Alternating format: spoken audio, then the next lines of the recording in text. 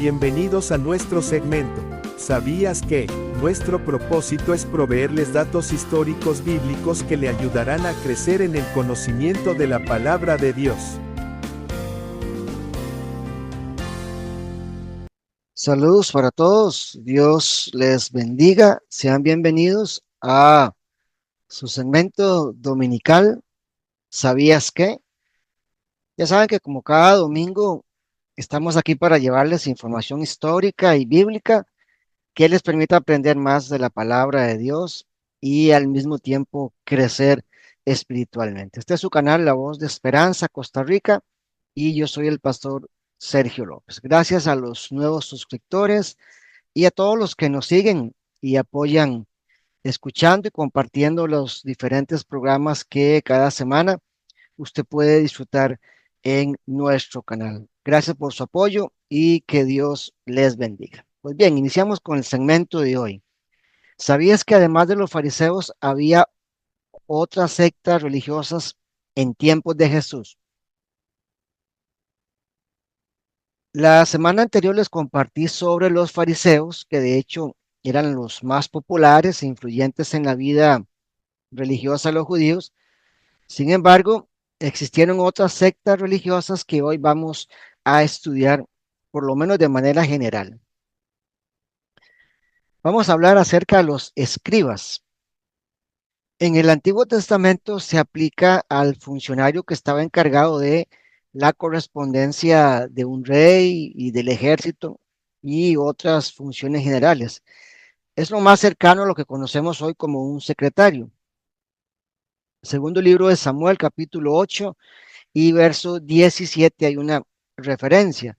Sadoc, hijo de Ahitob, y Ahimelech, hijo de Abiatar, eran sacerdotes. Seraías era escriba. Pero este término también se aplica a los que copiaban y explicaban las escrituras. Por ejemplo, Esdras era escriba y también sacerdote. Esdras 7:6 nos dice así: Este Esdras subió de Babilonia, era escriba diligente en la ley de Moisés que Jehová Dios de Israel le había dado, y le concedió el rey todo lo que pidió, porque la mano de Jehová su Dios estaba sobre Esdras. Esdras 7:11 también nos habla acerca de los escribas. Esta es la copia de la carta que dio el rey Artajerjes al sacerdote Esdras, escriba, versado en los mandamientos de Jehová y en sus estatutos a Israel. De hecho, en Nehemías capítulo 8, que usted puede leer con calma, detenimiento, en su casa, se registra un acontecimiento muy importante en el que Esdras, como escriba, leyó la ley de Dios a todo el pueblo y junto con los levitas explicaron su significado de manera que todos pudiesen entender. Aquí están claras estas dos funciones de los escribas, de copiar y explicar las sagradas escrituras. Ya en el Nuevo Testamento se usa este término solo en el sentido en el que se aplica a Esdras, y los escribas son clasificados entre los principales sacerdotes y los ancianos. Se dice que ellos se sientan en la cátedra de Moisés y lo que enseñan ha de ser observado, sin embargo, no deben imitar sus acciones. San Mateo 7:29, Mateo 7:29, porque les enseñaban como quien tiene autoridad y no como los escribas. San Mateo 23, del 1 al 3, también es un claro reproche de Jesús ante el legalismo de los escribas. Entonces habló Jesús a la gente y a sus discípulos diciendo: en la cátedra de Moisés se sientan los escribas y los fariseos. Así que todo lo que os digan que guardéis, guardadlo y hacerlo, mas no hagáis conforme a sus obras, porque dicen y no hacen. También el verso 13 y el verso 33 de este mismo capítulo 23 de Mateo, hay evidencias acerca de las exhortaciones de Jesús con respecto a la conducta hipócrita de los escribas. Mas hay de vosotros, escribas y fariseos, hipócritas, porque cerráis el reino de los cielos delante de los hombres, pues ni entráis vosotros, ni dejáis entrar a los que están entrando. Serpientes, generación de víboras, ¿cómo escaparéis de la condenación del infierno? De hecho, amados hermanos, hay muchos reproches y lamentaciones sobre los escribas porque debiendo ser un ejemplo por su liderazgo, más bien fueron tropiezos porque con sus acciones negaban lo que enseñaban con sus palabras. Además, los escribas podían pertenecer, allá como un dato muy interesante, a la secta de los fariseos o de los saduceos. Hechos 23:9, esa última referencia que les voy a compartir sobre los escribas. Y hubo un gran vocerío, y levantándose los escribas de la parte de los fariseos, contendían diciendo: ningún mal hallamos en este hombre, que si un espíritu le ha hablado o un ángel, no resistamos a Dios. Así que los escribas tenían el mismo problema de legalismo que los fariseos, aunque diferían un poco en sus funciones. Bien, la otra secta religiosa que vamos a repasar el día de hoy es la de los saduceos. Los saduceos tomaron su nombre de su fundador, que se llamaba Sadoc. Eran opuestos a los fariseos, eran poco numerosos, pero también eran muy influyentes por su elevada instrucción y porque eh, tenían posiciones públicas importantes.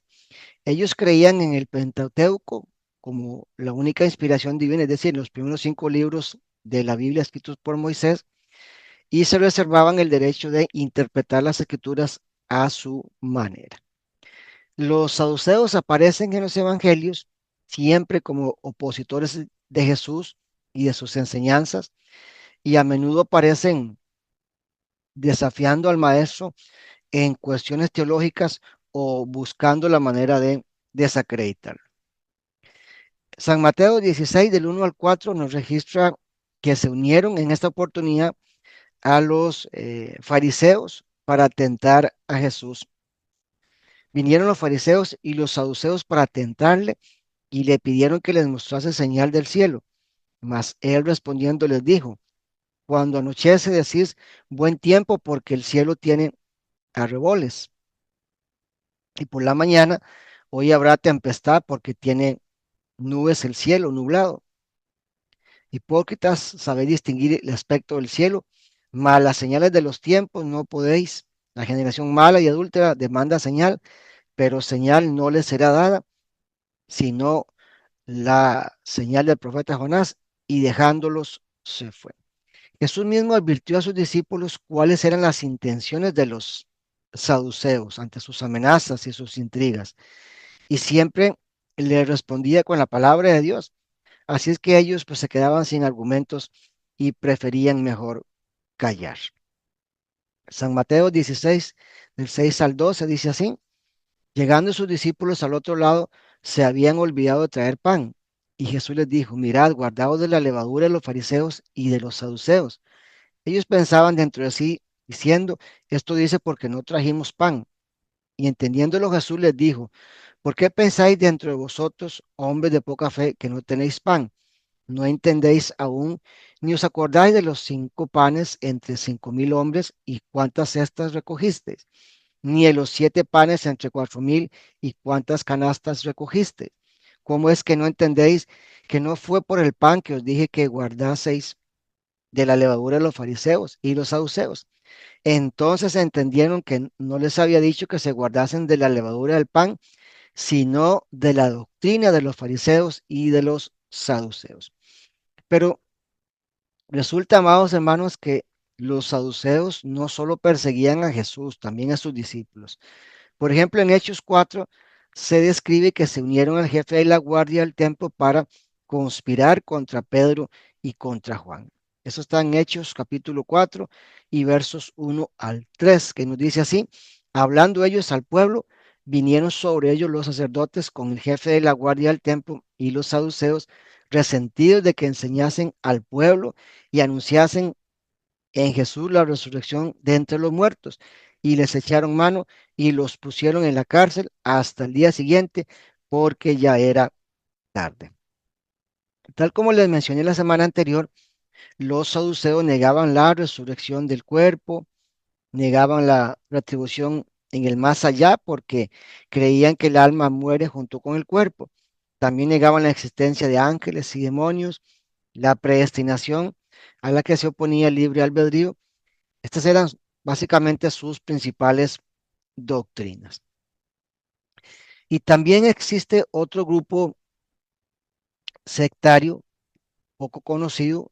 Hablamos de los herodianos. Era un grupo político religioso que apoyaba la dinastía de Herodes. Como los príncipes herodianos dependían de Roma, sus partidarios se sometían de buena voluntad al poder romano y de hecho creían que era justo pagar tributo a los emperadores. Por el contrario, los fariseos que negaban eso. Sin embargo, ambos partidos o sectas deseaban que la religión judía continuara y se unieron para oponerse a la obra de Cristo. San Marcos 3:6 es una referencia. Y salidos los fariseos, tomaron consejo con los herodianos contra él para destruirle. Marcos 12:13, y le enviaron algunos de los fariseos y de los herodianos para que les sorprendiesen en alguna palabra. San Mateo 22:16 al 22 es otra referencia acerca de los herodianos. Y le enviaron los discípulos de ellos con los herodianos diciendo: Maestro, sabemos que eres amante de la verdad y que enseñas con verdad el camino de Dios y que no te cuidas de nadie, porque no mira la apariencia de los hombres. Dinos, pues, ¿qué te parece? ¿Es lícito dar tributo a César o no?